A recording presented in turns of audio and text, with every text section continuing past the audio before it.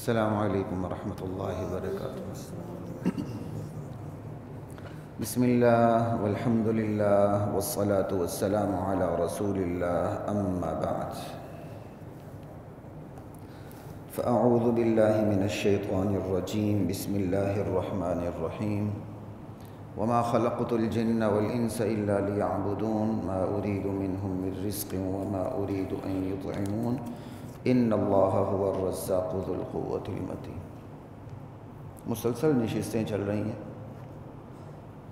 محض کوئی فنی تکنیکی باتیں تو نہیں کر رہا آپ کے ساتھ، کچھ کا کچھ آ جاتی ہیں، لیکن کوشش یہی ہوتی ہے کہ معیشت کے حوالے سے وہ باتیں ہوں جو ہمارے کردار کی اصلاح کا سبب بن جائے، کیونکہ نبی کریم صلی اللہ علیہ وسلم کی حدیث بھی ہے، اور اس پر میں مفصل بیان بھی کر چکا ہوں کہ ان لکل امت فتنہ و فتنۃ امت المال۔ میری ہر امت کے لیے ایک آزمائش رکھی گئی، میری امت کو آزمانے کے لیے اللہ نے مال رکھ دیا۔ تو آپ دیکھیں نا، اس امت میں مال کتنا زیادہ، اور جیسے جیسے وقت گزرتا جائے گا ایسے ہی اضافہ ہوتا جائے گا، لوگ تنگ بھی ہوتے جائیں گے۔ آپ دیکھتے نہیں ہیں، مال کم تھا لوگ تنگ نہیں تھے، مال زیادہ ہے لوگ تنگ ہیں، یہ ایک الگ موضوع ہے، ٹھیک ہے۔ اس لیے معیشت کے حوالے سے کہیں بہت جزئی تفصیلات میں چلا جاتا ہوں آپ کے سامنے، اور کہیں میری کوشش ہوتی اصولی باتیں کر کے آگے نکل جاؤں۔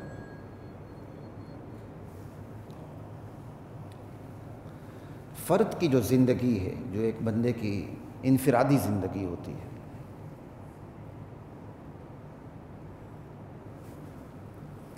اس کی جو تکمیل ہے وہ اجتماعی نظام کے بغیر ممکن نہیں ہے، کیونکہ اب ہم انفرادی معیشت سے اجتماعی معیشت کی طرف آ رہے ہیں، اور اجتماعی معیشت پر بھی شاید میں تھوڑی بہت بات کر چکا ہوں پہلے بھی۔ خیر، ہر پہلو انفرادی اجتماعی دونوں سے تعلق رکھتا ہے، کہیں انفرادی پہلو زیادہ ہوتا ہے معیشت کا، کہیں اجتماعی پہلو زیادہ ہوتا ہے معیشت کا، کہیں معیشت کا تعلق حکومت سے زیادہ ہوتا ہے، کہیں معیشت کا تعلق پبلک سے زیادہ ہوتا ہے۔ یہ ساری چیزیں خود بخود آتی چلی جاتی ہیں۔ تو فرد کی جو زندگی ہے، جو ایک بندے کی انڈیویجول زندگی ہے، میرے بعض ساتھی کہتے ہیں اور ٹھیک کہتے ہیں، میری خود کوشش ہوتی ہے یار بندہ اردو بولے تو خالص بولے، لیکن چونکہ 100 سالہ غلامی کے اثرات ہیں، تو جو ہم لوگ جو کہتے ہیں نہیں یار اردو زبان کو فوقیت دو، تو وہ بھی انگلش کے الفاظ کی ملاوٹ پر مجبور ہیں۔ میں نے مکس نہیں کہا نا، ملاوٹ پر مجبور ہے۔ تو اللہ کرے وہ دن آ جائے جب ہم اپنی زبان پہ فخر کرنے والے بنیں، اسی پہ سارے کام کریں۔ بہرحال کچھ مجبوری ہوتی ہے، ایسا ہی محاورے جو بن چکے ہیں۔ فرد کی جو زندگی ہے اس کی تکمیل اجتماعی نظم و نظام کے بغیر ممکن نہیں۔ کیوں؟ فرد صرف فرد نہیں ہوتا، اس کا تعلق افراد سے ہوتا ہے۔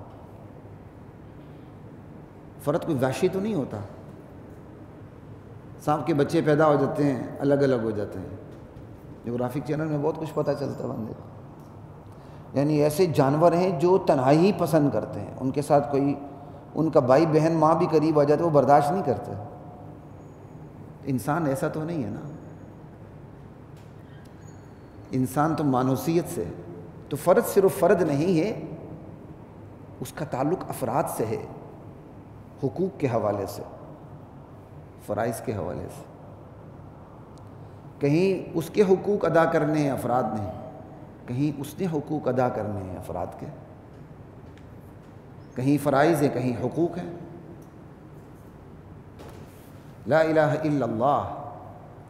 تو یہ جو حقوق و فرائض ہیں یہ صحیح طور پر ادا ہی نہیں ہو سکتے جب تک کوئی اجتماعی نظم اور نظام نہ ہو۔ کیوں؟ اجتماعی نظام ہی ترغیب دیتا ہے حقوق ادا کرنے کی، اور پھر ڈراتا بھی ہے کہ حقوق ادا کرو، ٹھیک ہے نا۔ تو وہی بات ہوئی کہ فرد کی زندگی کی تکمیل اجتماعی نظام کے بغیر ممکن نہیں، اور اجتماعی نظم اور نظام جو ہے وہ منحصر ہے نظام حکومت پر۔ نظام حکومت جیسا ہوگا اجتماعی نظام ویسا ہوگا۔ نظام حکومت میں جو روح جو اسپرٹ کار فرما ہوگی، چاہے وہ صحیح ہو یا غلط ہو. اجتماعی نظام میں وہی اسپرٹ ہوگی, وہی روح کار فرما ہوگی, اور نظام حکومت اسی اجتماعی نظام کو ترقی دے گا جو خود نظام حکومت کی روح ہے, اسی کو ترقی دے گا. مثال کے طور پر اگر نظام حکومت کے اندر کیپٹلزم ہے, جیسا کہ آج پوری دنیا میں سرمایہ داریت چھائی ہوئی ہے, ٹھیک ہے نا, کیپٹلزم ہے. سوشلزم تو اپنی موت آپ مر رہا ہے, کیونکہ وہ کیپٹلزم کا مقابلہ کرنے آیا تھا, اس سے بڑی برائی بن گیا. اللہ نے بڑی برائی پہلے ختم کر دی, کم کر دی. تو اب تو ہر طرف کیپٹلزم کا راج ہو رہا ہے, اور اس کو خطرہ صرف اسلام سے. وہ کسی پوری دنیا میں ایک ملک کو بھی بطور نظام برداشت کرنے کے لیے تیار نہیں ہے. آپ دیکھیں نا, آپ فیس بک پہ طالبان پہ کچھ لکھ کے دیکھیں, لفظ طالبان ہی لکھ دیں, ایک دو جملے لکھ دیں, ان کی حق میں نہ لکھیں, فیس بک آپ کو تھریڈ بھیج دے گا کہ ہم آپ کے اکاؤنٹ کو ختم کرنے لگے ہیں, ڈسمس کرنے لگے ہیں. میرے ساتھ ایسا ہوتا ہے, میرے اکاؤنٹ کے ساتھ تو خیر اللہ ریاکاری سے مجھے کئی بار ایسا ہوا ہے, کئی بار پابندیاں بھی لگی ہیں. اب لکھ کے دیکھ لیں, یعنی اتنی وہ زیادہ ہے. اب صحابہ کے دشمن جو مرضی کہیں, انہیں کوئی ان کے اکاؤنٹ بلاک نہیں ہوتے. صحابہ کے حق میں ذرا بول کے دیکھیں, صحابہ کے دشمنوں کو آپ ذرا جواب دے کے دیکھیں, آپ کے اکاؤنٹ بلاک ہونے شروع ہو جاتے ہیں. پورا شیطانی نظام ایک سائٹ پر ہے. یہ چیز ہم اندھوں کو, خواب خرگوش کے مزے لینے والوں کو نہیں دکھتی. ہم کہتے ہیں بس 4 روٹیاں ہمارے گھر کی کھری ہو جائیں, یہی کامیابی ہے.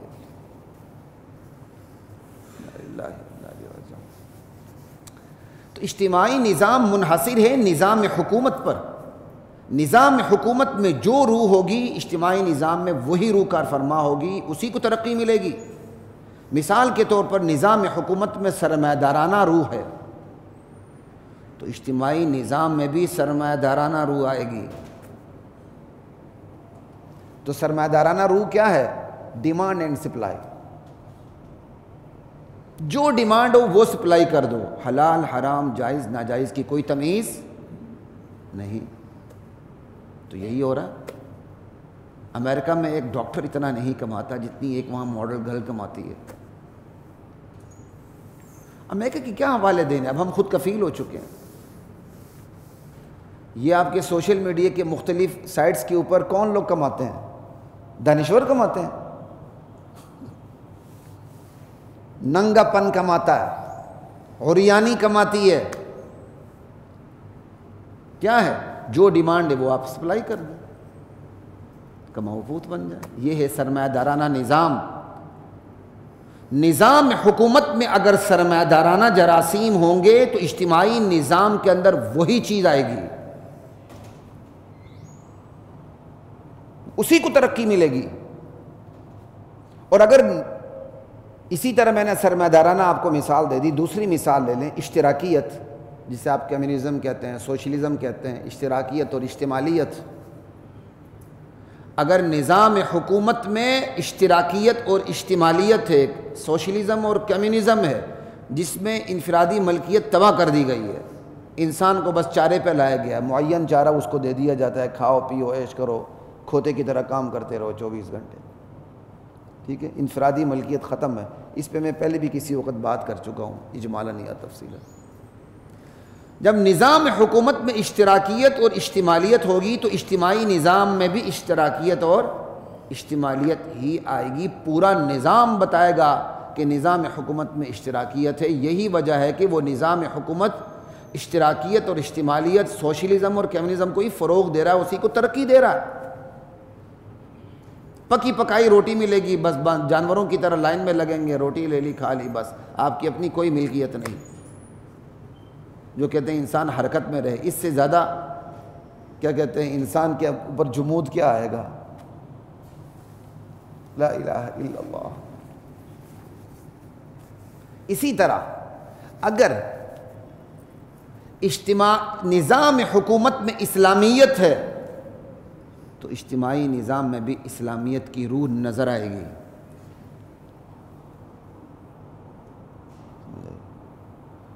اور نظام حکومت میں اسلامیت آتی کب ہے؟ اس کی علامات کیا ہیں کہ وہ بندے کو صرف دنیا کے لیے تیار نہیں کرتا وہ نظام حکومت، بلکہ سب سے زیادہ آخرت کے لیے تیار کرتا ہے۔ فیوچر فیوچر فیوچر کی رٹ ہے نا، تو اصل فیوچر تو آخرت ہے۔ نظام حکومت میں اسلامیت ہوگی تو اس کا اثر اجتماعی نظام میں دکھے گا، اس کے بغیر بات نہیں بنے گی۔ اب ایک سوال ہوتا ہے کہ اجتماعی نظام جو ہے اور نظام حکومت جو ہے اس کے اندر سرمایہ دارانہ روح یا اجتماعیت اور اشتراکیت کی روح یا اسلامی روح کیسے آتی ہے؟ اس کا بھی تو کوئی سورس ہوگا نا، کہ چپکے سے نظام حکومت میں اسلامیت تو نہیں آ جاتی، کیپٹلزم تو نہیں آ جاتا، سوشلزم اور کمیونزم تو نہیں آ جاتا۔ نظام حکومت میں یہ روح تب آتی، کوئی بھی اسلامی ہو، اشتراکی ہو، سرمایہ دارانہ نظام ہو، جب افراد میں وہ روح ہو، اور افراد میں تب آتی ہے جب فرد نے اس کے لیے کوئی کردار ادا کیا ہو۔ عوام تو چارے پہ گزارا کرتی بھائی، وہ عوام کے اندر گنے چنے چند لوگ ہوتے ہیں اچھے یا برے جن کے ہاتھ میں قیادت ہوتی ہے، وہ جس طرف کہیں عوام اسی طرف چلتی ہے۔ عوام کو نتیجے پہ جا کے پتہ چلتا ہے کہ ہم غلط تھے یا صحیح، ہم غلط آئیں کہ یا صحیح آئیں، ہمارا سفر درست تھا یا غلط تھا، انہیں اینڈ پہ جا کے پتہ چلتا ہے، پہلے پتہ نہیں چلتا۔ نظام حکومت میں روح افراد سے آتی، افراد میں روح فرد سے آتی، اور فرد ایک ہوتے ہیں جو پورے افراد کو ہانک کے لے کے چلتے ہیں۔ یہ تو صرف اسلام ہے کہ وہ ہانک کے لے کے نہیں چلتا، وہ رہنمائی کرتا ہے، وہ ان سے آگے آگے چل کے رہنما بنا ہوتا ہے۔ باقی تو جتنے وہ تو ہانک کے لے جاتے ہیں، اس کے لیے بیانیہ بنایا جاتا ہے، اس کے لیے شہرت کام دیتی ہے، اس کے لیے محنت کام دیتی ہے، اس کے لیے قربانی کام دیتی ہے۔ بھائی یہ غلط نظام بھی مفت میں نہیں آتا، اچھا نظام تو مفت میں آتا ہی نہیں، غلط نظام بھی مفت میں نہیں آتا، بیانیہ بنتا ہے یا بنایا جاتا ہے، شہرت ملتی ہے یا دلائی جاتی ہے، محنت کی جاتی ہے یا محنت کا پرچار ہوتا ہے، قربانی دی جاتی ہے یا قربانی کا ڈونگ رچایا جاتا ہے۔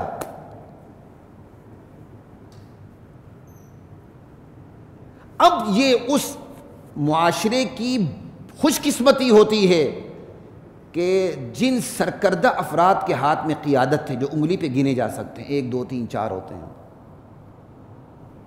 سمجھ آئی؟ ان کا بیانیہ درست ہے، ان کی شہرت درست ہے، ان کی محنت درست ہے، ان کی قربانی درست ہے، نتیجہ ٹھیک نکلے گا۔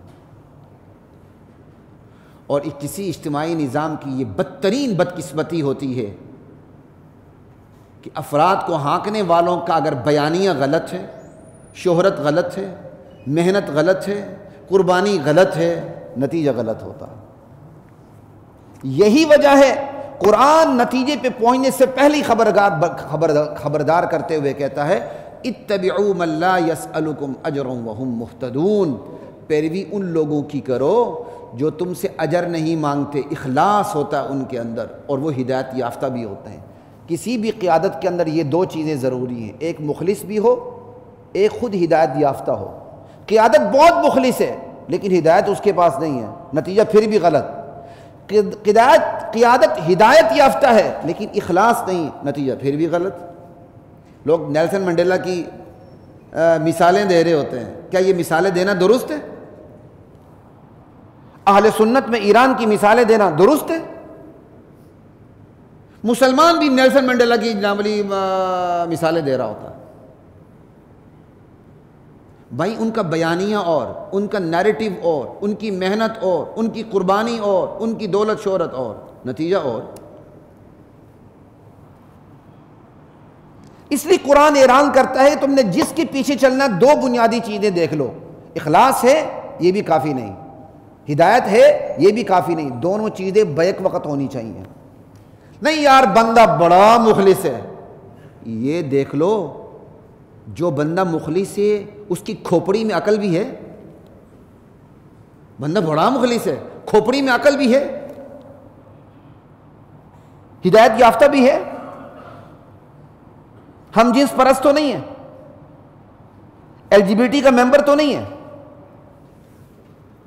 نہیں یار بندہ بڑا ہدایت یافتہ ہے یار, بڑے بہت بڑے دانشور پیر صاحب ہے جی, بڑے عالم صاحب ہے جی. ارے یہ دیکھ لو بہت بڑا پیر ہے, چلے مان لیا درویش ہے, چلے مان لیا بہت بڑا مولانا ہے, عالم ہے, لیکن مخلص ہے؟ یہ دونوں چیزیں دیکھنی پڑتی ہیں. اس لیے اسلام اللہ کے بندوں سے یہ کہتا ہے کہ کسی کے ساتھ لگنے سے پہلے یہ دیکھ لو.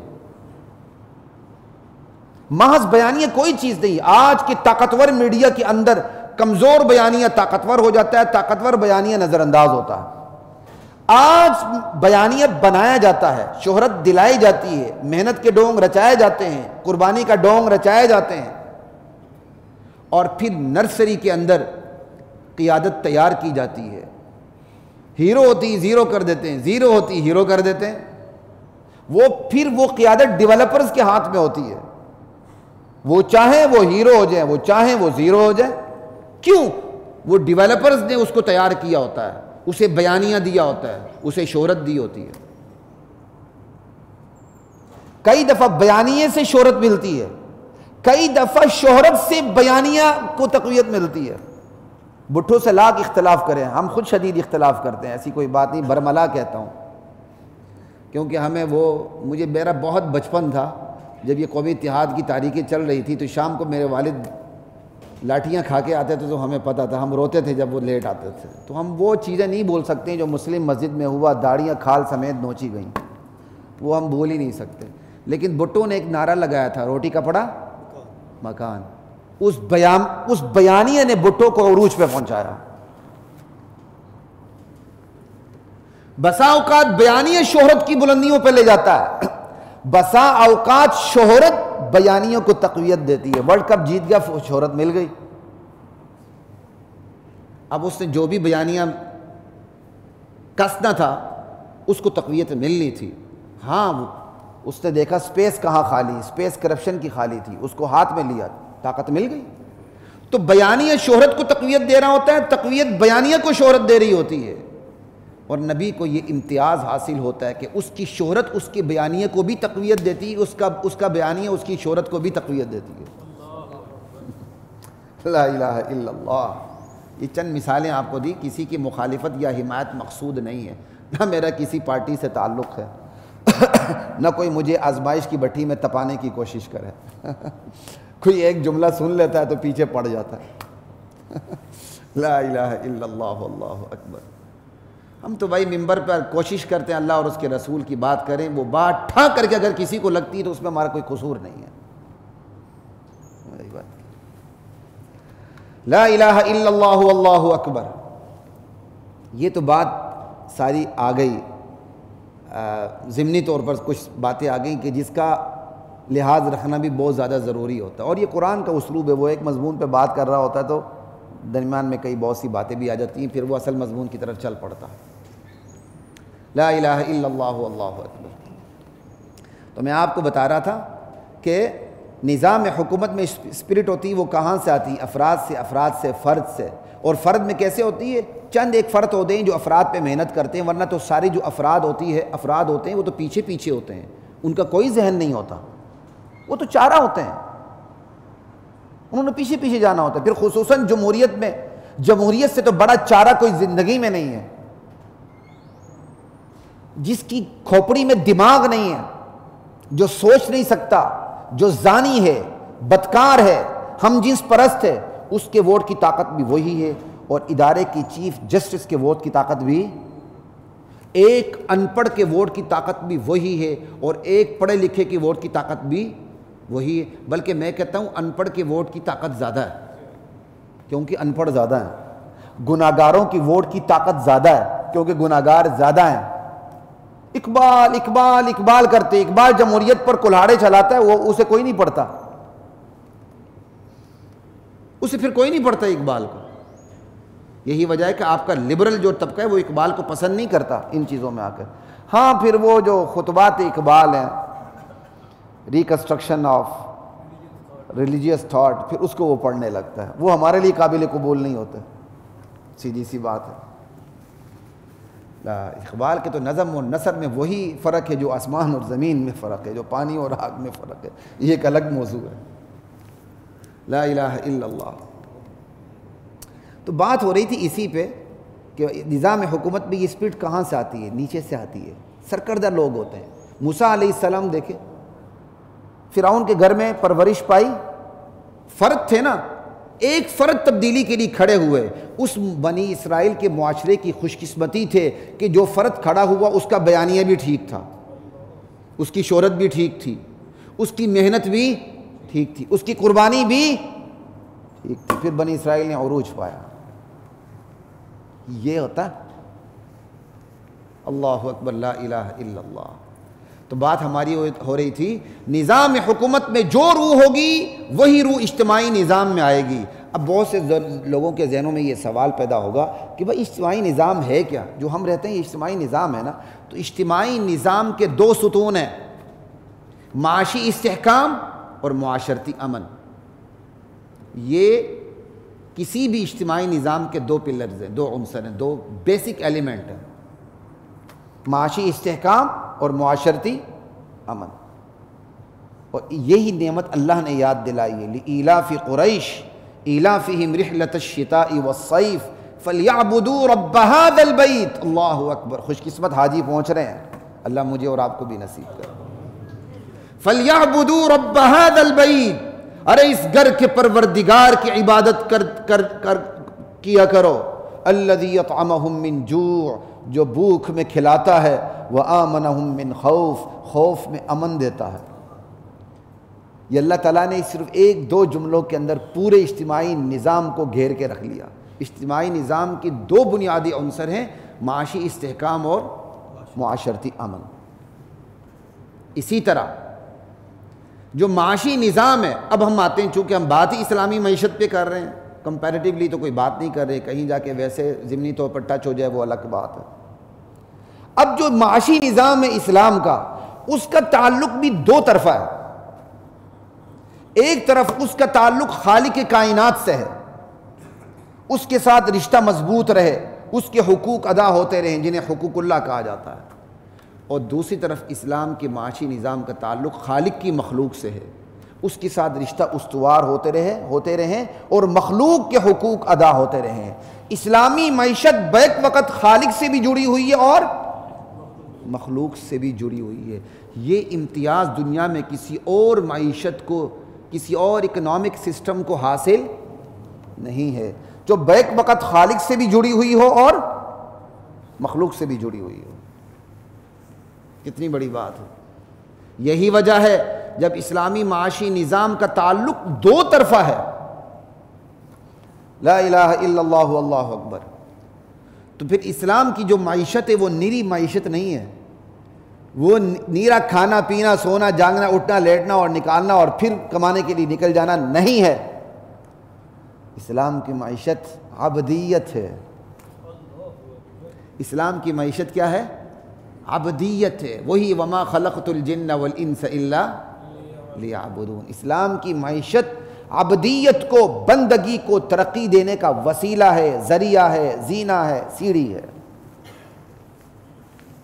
اسلام کی معیشت بندگی کے زینے کو سے نیچے نہیں اتارتی، بندگی کے زینے پر ترقی دیتے چلی جاتی ہے۔ اسلام کی معیشت بندے کو کھلا سانڈ نہیں بناتی کہ سانڈ جہاں مرضی منہ مارتا پھرے، جس مرضی کھیت کو برباد کرتا پھرے، میرا جسم میری مرضی۔ انڈیویجول آنرشپ، انفرادی ملکیت کی آڑ میں وہ اجتماع کے مفاد کا، اجتماعی مفاد کا سودا کرے،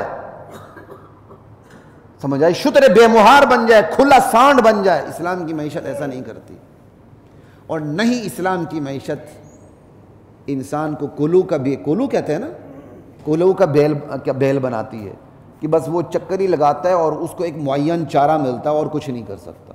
یہ دونوں کام نہیں کرتی، یہ دونوں انتہائیں غلط ہیں، نہ کھلا سانڈ بناتی نہ کولو کا بیل بناتی ہے۔ اسلام کی معیشت بندے کو بندہ بناتی ہے، انسان کو انسان بناتی ہے، اسے ایک دائرے میں آزادی دیتی ہے۔ بندشیں بڑی تھوڑی سی ہیں اسلام نے انسان کے اوپر معاشی حوالے سے جو بندشیں لگائی ہیں وہ اس لیے لگائی کہ دوسروں کی آزادی خراب نہ ہو، دوسروں کی خود مختاری خراب نہ ہو، بس اس پر ایسی بندشیں نہیں لگائی ہیں کہ بس جانور کی طرح اس کے سامنے چارہ ڈال دیا جائے وہ کھائے، نہیں، معمولی سی بندشیں ہیں تاکہ دوسروں کی آزادی خراب نہ ہو۔ اس کو بہت بڑی آزادی دینے کے بعد اس پر ذمہ داریاں ڈالی بھی گئی ہیں اور دوسروں پر اس کے لیے بھی ذمہ داریاں ڈالی گئی ہیں، البتہ جو اس پر ذمہ داریاں ہیں اسلام اس پر زور زیادہ دیتا ہے۔ بات سمجھ آ رہی ہے؟ یعنی حقوق کی ادائیگی پہ زور زیادہ دیتا ہے۔ ایک میں نے حق کسی سے لینا ہے اور ایک حق میں نے کسی کا دینا ہے، تو اسلام کی بڑی عجیب تعلیمات ہیں، معجزاتی تعلیمات۔ وہ کہتا ہے حق دینا ہے، دو، مرو گے بھی تو معاف نہیں ہوگا۔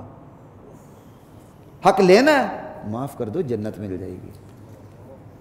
اب جب بندہ حق دینے پر آ جائے کوئی گلہ کسی کو رہے گا؟ وہی جو میں نے پچھلی جمعے میں نے آپ سے بات کی تھی، اسلام کی معیشت نفع رسانی کا نام ہے، نفع اندوزی کا نام نہیں ہے۔ اسلام کی معیشت نفع رسانی کی عادت پیدا کرتی کہ ہر ایک کو نفع ملے۔ جب ہر ایک کو نفع ملے گا تو کوئی بغیر نفع کے رہے گا؟ تو نفع اندوزی سے جو نفع ملتا ہے اس سے کہیں زیادہ نفع رسانی پر ہے۔ مال جمع کر کے سانپ بن کر بیٹھ جانے سے جو نفع ملتا ہے بظاہر، اس نفع سے وہ نفع کہیں زیادہ ہے جو مال خرچ کرنے سے ملتا ہے۔ لا الہ الا اللہ۔ تو بات سمجھ آ رہی ہے آپ کو؟ یہ ہے کہ اسلام نہ کھلا سانڈ بناتا ہے نہ کولو کا بیل بناتا ہے، بلکہ دو انتہاؤں کے درمیان اسے اعتدال میں رکھ کر اس کو کھلی آزادی بھی دیتا ہے، چند بندشیں بھی لگا دیتا ہے۔ وہ بندشیں ایسی ہوتی ہیں کہ نہ اس کا اپنا نقصان ہو نہ دوسروں کا نقصان ہو۔ پھر اس کو آزادی میں اس کا امتحان لیتا ہے کہ اب تجھ پر ذمہ داریاں بھی عائد ہو گئی ہیں اور دوسروں پر تیرے بارے میں بھی ذمہ داریاں عائد ہو گئی ہیں۔ البتہ جو خود اس پر ذمہ داری ہے اس کو فوکس اسلام زیادہ کرتا ہے۔ یہ تھوڑی سی ایک آدھ منٹ کی ریپیٹیشن میں نے اس لیے کر دی، یہ جو ابھی دو جملے کہیں کہ تھوڑی سی اہمیت بیٹھ جائے۔ اب اسی کو ہم احادیث کی نظر سے دیکھتے ہیں کہ نبی علیہ السلام نے کس طرح امت کی ذہن سازی کی۔ یاد رکھیے، اسلام قانون سازی سے پہلے ذہن سازی کرتا ہے۔ قانون سازی سے پہلے ذہن سازی کرتا ہے، پھر قانون سازی کے لیے راہیں ہموار ہو جاتی ہیں۔ بلکہ جن کی ذہن سازی ہوئی ہوتی ہے وہ خود آ کے حاضر ہو کے کہتے ہیں قانون ایسا ہونا چاہیے۔ صحابہ کی ایسی ذہن سازی کی تھی اللہ کے نبی نے اللہ کے حکم سے، ابھی آسمان سے حکم آتا نہیں تھا، صحابہ کا مزاج بتا دیتا تھا آنے والا حکم یوں ہوگا۔ پردے کے حکم سارے نہیں آئے تھے، حضرت عمر پیچھے پڑے ہوئے تھے پردے کے بارے میں۔ موافقات عمر کے نام سے بڑے بڑے علماء نے کتابیں لکھی ہیں، بڑے بڑے جینیس لوگوں نے، فقہاء نے کتابیں لکھی، موافقات عمر۔ حضرت عمر رضی اللہ تعالی عنہ کی وہ باتیں جو ابھی آسمان سے احکام اترے نہیں تھے، حضرت عمر پہلے ہی اس پر آ رہے تھے، اس پر پوری کتاب لکھی گئی ہے، کتابیں لکھی گئی ہیں جس کا ٹاپک ہی موافقات عمر ہے۔ جیسے منافق کا جنازہ پڑھانے کے لیے اللہ کے نبی آگے ہوئے، رحمت للعالمین تھے، حضرت عمر پیچھے دامن کھینچ رہے تھے، نہیں یا رسول اللہ۔ حمایت اوپر سے کس کو ملی؟ حضرت عمر کو مل گئی۔ اندازہ کر لیں، یہ موافقات عمر ہے، جو کوئی تاریخ کی کتابیں نہیں ہیں، قرآن کی آیات ہیں۔ یہاں تک کہ قرآن کی ایک آیت اللہ کے نبی پر وحی کا نزول ہو رہا ہے، اللہ کے نبی لکھوا رہے ہیں، حضرت عمر کمال اس بلاغت کے سامنے بچتے ہوئے کہنے لگے فتبارک اللہ احسن الخالقین۔ اللہ کے نبی نے فرمایا اوپر سے بھی یہی وحی آئی ہے، لکھ دو۔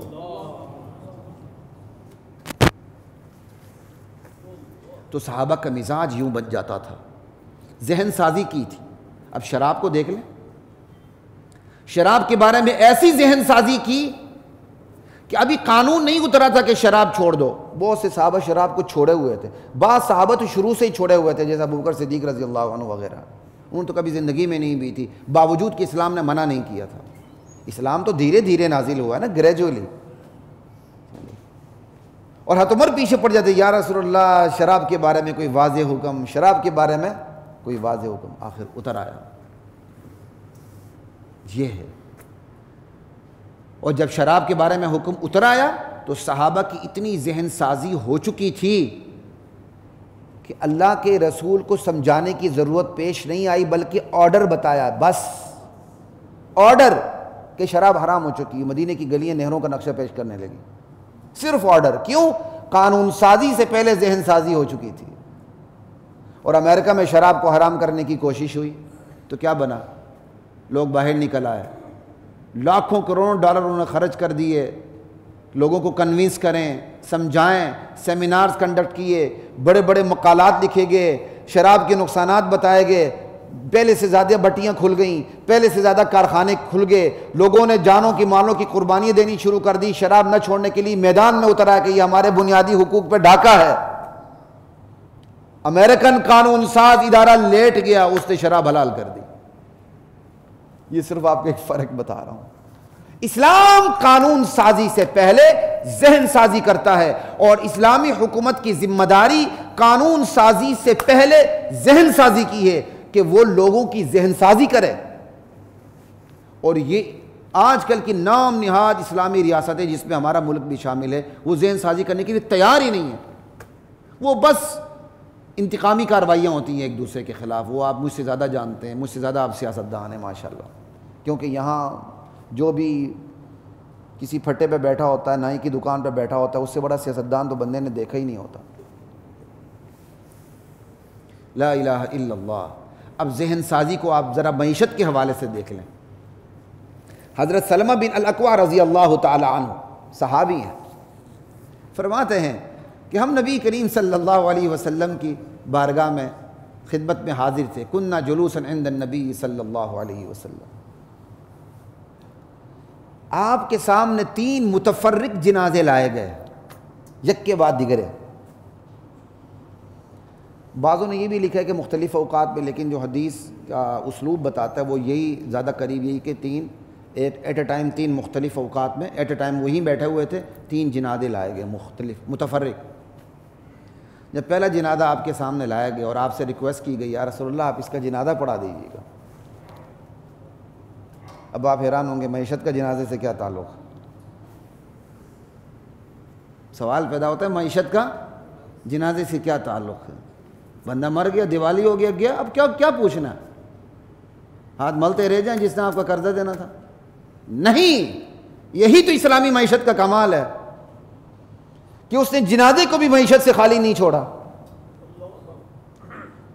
میں بار بار بتا چکا ہوں، اسلامی معیشت آج کی معیشت کی طرح نہیں کہ ایک کتاب لکھ دیں یہ لو جی معاشی مضمون ہے۔ وہ پورے اسلام کا جو نظام ہے، معیشت اس کے اندر گھومتی پھرتی ہے، اور اس کو باہر نکال دو وہ 1 منٹ کے لیے سانس نہیں لے سکتی، مر جاتی ہے۔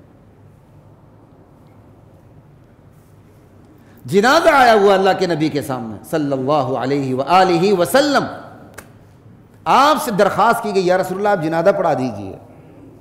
آپ نے کہا حل علیہ دین، اس پر کوئی قرضہ تو نہیں تھا؟ اس نے کسی کا قرضہ تو نہیں دینا تھا؟ قالوا لا، صحابہ نے کہا نہیں یا رسول اللہ، وہی کہیں گے نا جو اس کو جانتے ہیں، جو اس کے ورثاء ہوں گے۔ کہا نہیں، اس نے کسی کا قرضہ نہیں دینا تھا۔ کہا فہل ترک شیئا، اس سے کوئی جائیداد وائداد چھوڑی ہے، ترکہ ورکہ چھوڑا ہے؟ تو وہ بھی نہیں چھوڑا تھا۔ قالوا لا، نہیں یا رسول اللہ، نہ اس نے قرضہ دینا اور نہیں اس نے کوئی جائیداد وغیرہ کوئی میراث چھوڑی۔ کہا اچھا، فصلی علیہ، آپ نے جنازہ پڑھا دیا۔ ثم اتی بجنازۃ اخری، پھر ایک دوسرا جنازہ آپ کے سامنے لایا گیا، اور آپ صلی اللہ علیہ وسلم سے یہ درخواست کی گئی، صلی علیہ یا رسول اللہ، یا رسول اللہ صلی علیہ، یا رسول اللہ آپ اس کا جنازہ پڑھا دیجئے۔ آپ صلی اللہ علیہ وسلم نے پھر وہی سوال کیا، حل علیہ دین، اس نے کسی کا قرضہ تو نہیں دینا تھا؟ اس کی گردن پہ قرضہ تو نہیں تھا؟ قیل نعم، کہا جی اس نے قرضہ دینا تھا، ہاں جی قرضہ دینا تھا اس نے۔ اب اگلا سوال دیکھیں اللہ کے نبی کا، فہل ترک شیئا، اس سے کوئی جائیداد وائداد چھوڑی کہ اس سے اس کا قرضہ ادا ہو سکے؟ تو مجمع نے جواب دیا، مجمع میں جو ذمہ دار ہیں انہوں نے جواب دیا ثلاثۃ دنانیر، جی اس نے 3 دینار چھوڑے ہیں۔ آپ نے کہا ٹھیک ہے، یعنی اس کا قرضہ ادا ہو سکتا ہے۔ آپ نے فصلی علیہ، اس کا جنازہ پڑھا دیا۔ کچھ ہی دیر بعد تیسرا جنازہ آ گیا، ثم اتی بالثالثہ، تیسرا جنازہ آ گیا جناب۔ اور اس کی حکمت بھی آپ کو بتاؤں گا کہ تربیت یوں ہوتی ہے۔ تیسرا جنازہ لایا گیا، آپ سے درخواست کی گئی یا رسول اللہ اس کا جنازہ پڑھا دیجیے گا۔ آپ نے وہی تیسری مرتبہ بھی وہی سوال کیا، لیکن سوال کی ترتیب مختلف ہے۔ میری دانش میں، انشاءاللہ میں حدیث کے میرے اپنے افادات الگ سے، اللہ مجھے توفیق دے اس کو لکھنے کی، کچھ میں نے رکھے ہوئے۔ میری دانش پہ یہ اسلوب جو اللہ کے نبی نے برعکس کیا ہے، اس سے پتہ یہ چلتا ہے کہ اللہ کے نبی کو پتہ تھا اس سے کچھ دینا ہے کسی کا۔ آپ نے سوال کی ترتیب بدل ڈالی، کہا حل ترک شیئا، اس نے کوئی ترکہ ورکہ چھوڑا ہے؟ جواب دیے گا نہیں یا رسول اللہ اس کا کوئی ترکہ نہیں۔ کہا حل علیہ دین، اس پر کسی کا قرضہ ہے؟ کہا جی قرضہ ہے، 3 دینار، ثلاثۃ دنانیر۔ پہلے بھی جس نے قرضہ دینا تھا اس کے پاس ثلاثۃ دنانیر، اس کا ترکہ 3 دنانیر تھا، اور یہاں اس سے خود 3 دینار قرضے میں دینے، لیکن ہے کچھ بھی نہیں، ہے کچھ بھی نہیں۔ 3 دینار، دینار سونے کے ہوتے ہیں بھائی، ٹھیک ہے، 3 دینار قرضہ دے رہا ہے۔ اچھا، کہا ٹھیک ہے۔ کہا فصلوا علی صاحبکم، تم اپنے دوست کا، ساتھی کا جنازہ پڑھ لو۔ آپ پیچھے ہٹ گئے، جنازے سے انکار کر دیا پڑھانے سے۔ یہ نہیں کہ جنازہ ہوتا نہیں جو مقروض ہے، اللہ کے نبی تربیت فرما رہے ہیں، صحابی ہیں، صحابی کے جنازے سے انکار ہو رہا ہے۔ کہا صلوا علی صاحبکم یا فصلوا علی صاحبکم، اپنے ساتھی کا جنازہ پڑھ لو تم۔ آپ پیچھے ہٹ گئے۔ اللہ اکبر، وہ بھی تو نبوی معاشرت ہے نا، ہمدردی کی انتہا پہ، غمخواری کی انتہا پہ۔ آج بائی کے ساتھ وہ غمخواری نہیں کرتا۔ نبوی دور میں اجنبی صحابی کے ساتھ جو غمخواری کرتا تھا، دوست صحابی جو دوست صحابی کے ساتھ غمخواری کرتا تھا۔ ابو قتادہ آگے بڑھے، کہا صلی علیہ یا رسول اللہ وعلیہ دین، یا رسول اللہ اس کا جنازہ پڑھا دیجیے، اس کا دین میرے اوپر، اس کا قرضہ میں چکا دوں گا، آپ اس کا جنازہ پڑھا دیجیے۔ فصلی علیہ، تب آپ نے اس صحابی کا جنازہ پڑھایا۔ سوچ سکتے ہیں آپ؟ اللہ اکبر۔ اب اس سے کتنی باتیں معلوم ہو رہی ہیں۔ پہلی بات، قرضہ کتنی خطرناک چیز ہے کہ آپ نے کسی کا کوئی مالی حق ادا کرنا ہے، وہ اتنی خطرناک چیز ہے کہ نبی جنازے کے لیے تیار ہی نہیں ہو رہے پڑھانے پر۔ ہاں، جائیداد پیچھے بچی ہے جس سے قرضہ ادا ہو سکے تو پڑھانے کے لیے اللہ کے نبی آمادہ، یا آخری صورت کوئی اس قرضے کو ادا کرنے کے لیے تیار ہو تو بھی نبی علیہ السلام جنازہ پڑھانے کے لیے۔ اب نبی علیہ السلام نے رحمت دکھائی کہ نہیں دکھائی؟ یہ ہے رحمت للعالمین کا پہلو کہ آپ نے اپنے صحابی کو قبر میں مقروض جانے نہیں دیا۔ اللہ کو اپنے نبی کے صحابہ کے مزاج کا بھی تو پتہ تھا، پیچھے ہٹے۔ ابو قتادہ آگے بڑھے، بعضوں نے لکھا ابو قتادہ ان کے دوست تھے، کہا صلی علیہ یا رسول اللہ وعلیہ دین، یا رسول اللہ اس کا جنازہ پڑھا دیجیے گا، اس کا قرضہ میں چکا دوں گا۔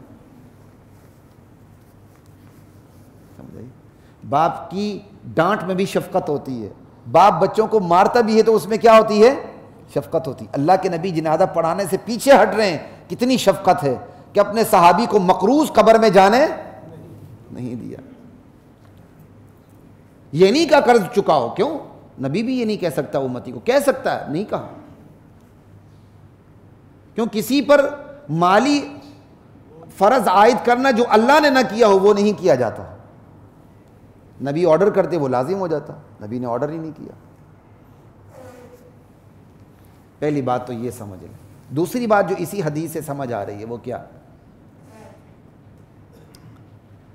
کہ آپ نے دیکھا ایک نے قرضہ دینا تھا، مال نہیں تھا، آپ نے جنازہ پڑھانے کے لیے آپ تیار نہیں ہوئے۔ ایک وہ شخص بھی تھا جس نے قرضہ بھی نہیں دینا تھا لیکن اپنے وارثوں کو کچھ چھوڑ کے بھی نہیں گیا۔